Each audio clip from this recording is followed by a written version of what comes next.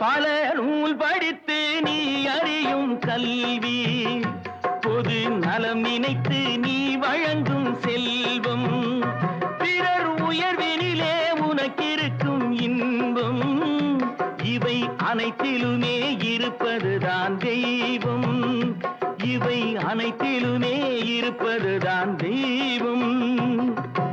இதோ எந்தன் தெய்வம் முன்னாலே, நான் ஒரே ஒரு புன்னகையில்